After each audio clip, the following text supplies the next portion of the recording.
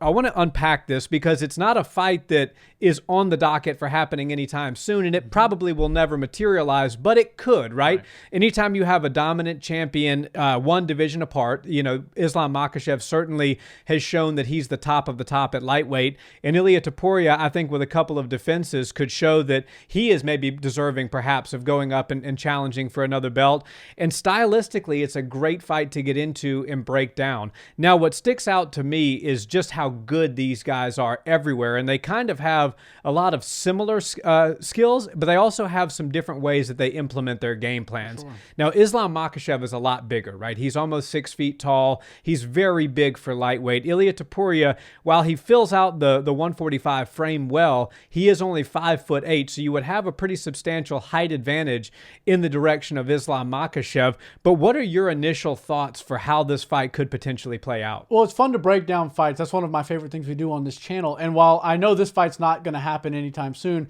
I have a feeling we're not doing this for no reason, because this certainly feels like a fight that could come up sooner than later. And, Dana White came out and said Ilia needs to defend his belt before he starts looking at another division. Yes. And personally, I think Islam Makhachev, because of how the MMA world and all the fans look at his defenses against Volkanovski, they're like, okay, I love it. Volk was a great fighter, certainly pound for pound, one of the top guys, but I'd love to see you defend more against 155ers. So I think Islam Makhachev understands there's a big fight potentially on the horizon, but let's put that to bed for right now, because I got some business at 155, some new faces, some fresh blood, and some new parity is all taking place at 155, and I don't need to worry about another 145er right now. And I like that for Islam. I don't think he needs to be shooting down. You never shoot down.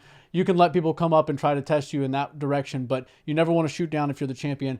Ilia is obviously looking for the biggest fights he can possibly get. Conor McGregor. He's called out Khabib. Of course, Islam Makhachev. And now Sugar Sean's even thrown his name into the hat. But I really like this fight, and I think breaking it down is interesting because Ilia Topuria packs a whole lot of punch at 145, and I believe if you don't have to cut those last 10 pounds for the weight cut, you're going to maintain a lot of your power. And I've seen some training footage of him, and he looks like he fills out his frame pretty solid. I would say out of camp he's about 180. Probably 175. So he's a solid 45er. I don't see the cut to 45 being a difficult thing for him to make another handful of times, but I do see fights at 155 in Ilia's future. And if you're going to jump into the Shark's Den, you might as well go into the deep water with Islam Makhachev. But their styles do make for an interesting matchup because Islam, of course, we know he's going to be a dominant force on the ground. And as of late, he's really started to put together some really impressive striking. If you can knock out Volkanovski and not get a significant strike landed on you against a guy like that, you're obviously doing some things right on the feet. And I think Ilia Topuria would really have to come in with a similar game plan that Volkanovski had, which is, I got to close distance on this guy. He's a bit long, he's a bit rangy, and now he's really showing us that he knows how to use that range to his advantage. So Ilia would have to find himself on the inside, which, as it sits right now, I don't know if anybody's as good at boxing on the inside as Ilia Topuria, but it's easier said than done to get inside on Islam Makhachev. So this fight to me feels interesting. It does feel to me like Ilia Topuria is the kind of guy, he's brash, he's got the character, and he definitely has the confidence to come at a guy like Islam Makhachev and try to beat him at what he does best. I would imagine we'll see Ilia Topuria do the unthinkable, which is try to take Islam down. Now, be careful what you wish for, because you just might get it. If you wind up with Islam on the ground, a reversal's right there, and you know those guys aren't going to tap to anything. You know they're very difficult to get control of, but Ilia Topuria is the kind of guy to go in there and try to take the Dagestani fighter down. And I think that would make for some interesting exchanges. I think it would actually give us a little different look at what these guys out of Team Khabib do game plan wise, because Islam Makhachev almost never has to worry about somebody taking him down. Khabib almost never had to worry about somebody taking him down, and they were kind of able to throw caution to the wind and get wild with their strikes, have some fun out there and just throw stuff, because eventually the time was going to come where they could close the distance and get their hands around you and then, of course, put you on the ground and do their best work. I think it's a very interesting matchup, and the fact that Ilia potentially would shoot for takedowns, and he might even land one, who knows, would make it more interesting to me than a lot of the fights at 155. Yeah, the question, those are all really solid points. And to me, the question is, where would this fight take place. Now, can Ilia Topuria knock out Islam Makhachev? Yes. If he finds the right shot, I believe that he has the power to finish Islam. Only one of them has a loss on their record, and it is Islam, and that was at the hands of a knockout. Right. So I wouldn't go as far as to say that Islam Makhachev is susceptible to the knockout any more so than anybody else is. You know, he's got a chin. Volk sure, hit him. Yeah. So she sure does, and so does Ilia for that matter.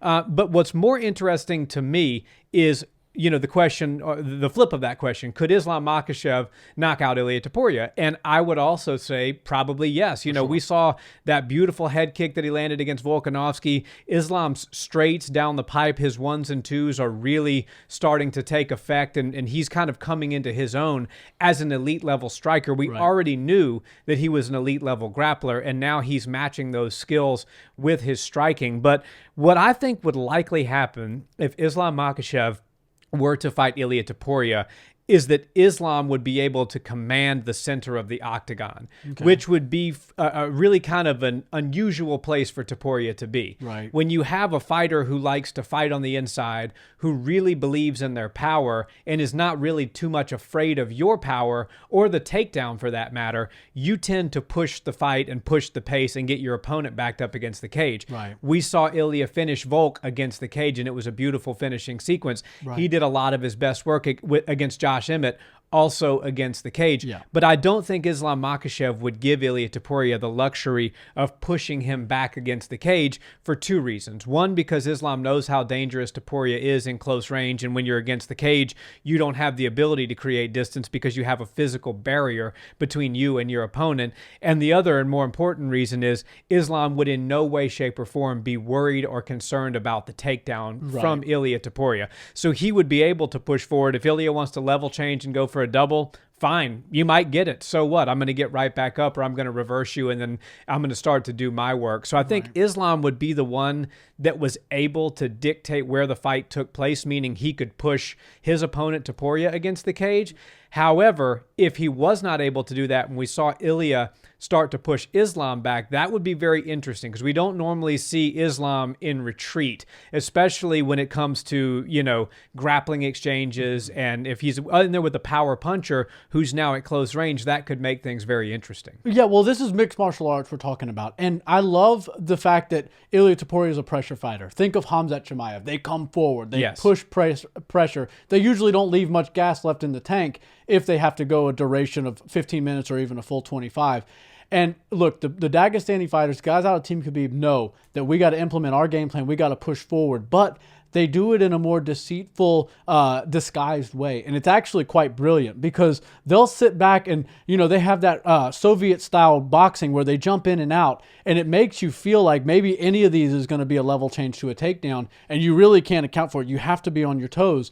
And that might slow Ilia down a little bit with the pressure, because if you're not careful, one of those jumps in could be a feint, and then Islam Makhachev could tie up with you. And one thing about mixing the martial arts is once you learn how to grapple really well, you understand the striking realm really well, then you start to mix those up. And a lot of times it winds up in a tie clinch situation. And while I'm sure Ilia is very versed in that, we have personally seen Islam Makhachev and Khabib look very good and do a lot of really good damage and be very successful in the clinch. Yes. They can really tie up well. They know how to get to a tie plum. They know how to redirect their opponents and transfer weight. That all comes from wrestling. And once you understand how to manipulate and maneuver another human's body to your benefit, you can really have some impressive things take place, not only on the ground, but of course on the feet.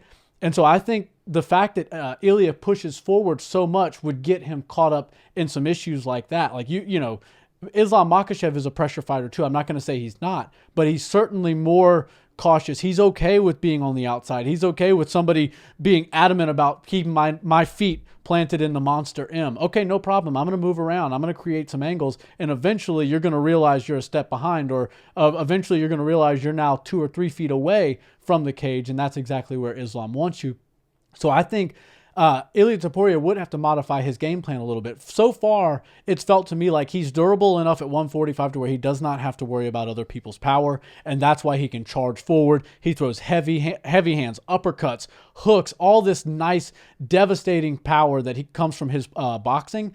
is very detrimental to his opponents at 145. But at 155, it's going to take a little bit more pop on your shots to land and do damage, which means you have to throw more accumulation, more volume at these guys. And at the same time, when you're going against Islam, who is, like I said, a bit of a deceitful grappler, he'll sit there and make you think that he's going to just stand and strike with you, and then all of a sudden flip the script, change levels, and close the distance on you. Sooner or later, he's on your back, and now he's threatening submissions right where Coach Khabib and the rest of the guys at AKA and Team Khabib want to be. So that's why I think Islam Makhachev has a very interesting style for the Ilia fight, and I think it gives him a significant advantage because Ilia, as of right now, like I said, I'm sure he's very good everywhere. Buttoned up fight. You don't become a world champion without being buttoned up everywhere. But he hasn't had to show us everything. And sometimes the UFC can bring some different wrinkles out of a fighter, whether it's emotional, whether it's mental, whether it's physical. I think if Islam Makhachev, who's been there time and time again and knows exactly how to pace himself, exactly when to put the pressure and when to skate, when to move around on the outside and be elusive, if he's able to time it right, his game plan is more set in stone for what he has done in the past and what he would need to do against Ilia. Ilia would probably need to bring a few different people into his camp and modify what he's been doing so far in the UFC. Yeah, and it's interesting to try to break down and predict a fight that's not booked to happen. Yeah, not yet. But I think, we couldn't complete this video without giving, an early prediction as to which direction that I think it would go. Mm-hmm. And truthfully, I think as it sits right now, my prediction, if this fight were to materialize, is that Islam Makhachev would get his hand raised. Yeah. Now, that's no slight to Ilia Topuria. He's an undefeated fighter. He's got ungodly power, and I think he would be very dangerous as far as power is concerned at 155. But here's the thing. Most of Ilia's fights have been won by submission prior to the UFC. Obviously, he's got a lot of knockouts and he's shown his real power. I don't believe that Ilia can submit Islam Makhachev because in order to submit Islam, you've got to get him in a bad position. Yeah. And it's almost, we saw him just in a guard position, which, in MMA, the guard is not so much 50-50, but in jiu-jitsu, the guard is kind of a neutral position. It's, right. No man is really winning. Now, when strikes are involved, it's a different story. But the worst grappling position that we've seen Islam Makhachev in his entire UFC career was in closed guard against Alexander Volkanovski, and that was for a brief moment in time. And you're not getting submitted having somebody in your closed guard. They need to get to your side. They need to mount you. They need to take your back, something of that nature. And I just find that really hard to imagine happening to Islam. Now, I think Islam, because he's bigger and stronger, and, I think his grappling and takedowns are just a touch better than Ilia's are, would potentially be able to get the young Georgian fighter into some of those compromising positions more so than the other way around. So I think that Islam has the potential of winning by submission. I also think that you mentioned the clinch. Islam's clinch is very good. He's also about 3 inches taller than Ilia. Right. So I think he could start to work a lot of those off balancing by, breaking the neck down and doing some snap downs with the head, landing knees some knees. Yeah. Exactly. Some dirty boxing elbows. Like Exactly. And so I think he could find a way to get Ilia to the ground where he could start to accumulate some ground and pound damage and potentially look for a submission. And, Charles Oliveira is one of the best jiu-jitsu players from the back in all of MMA, maybe in all of MMA history. Mm-hmm. And we saw Islam, yes, it was off of a knockdown, but still he had to pass the guard of a very dangerous fighter, get to the side and execute a beautiful head and arm triangle. Right. So I think that Islam Makhachev just has more ways to win. He wouldn't be concerned about the takedown. The only real path to victory I see for Ilia is to start landing big power punches and compromise the Dagestani fighter. But, early money for me would be on Makhachev. Yeah, my early prediction would also likely still be my late prediction. Islam Makhachev would get his hand raised in this, whether it's through a submission or he goes decision. I would assume it would be unanimous decision if he did fight Ilia, because Ilia seems to be a pretty durable guy. And if you add 10 pounds to him, then of course he's going to get a little bit more durable and be able to take a few bigger shots. But the biggest issue with people that move up in weight classes, they think they need to go take their self with their frame. And I'm not going to elaborate on this too much, but they think they need to take their frame and match the 155er. I don't think that Ilia Topuria needs to go walk around at 190, 195 like Islam Makhachev does. The one thing that stuck out and really saved Volkanovski in his first fight with Islam was his speed. He was able to be slightly faster than the bigger opponent. Ilia Topuria is fast. He looked faster than Islam. He looked faster than Volkanovski in their fight.